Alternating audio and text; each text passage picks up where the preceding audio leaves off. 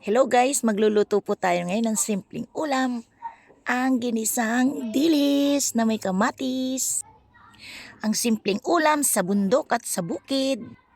Tara na, luto na tayo. Ayan guys, magpainit muna tayo ng mantika. Tapos, isahin na muna natin ang dilis. Ayan. Medyo brown na siya. Luto na siya. Kasi madali maluto ito. Kaya hawain na natin.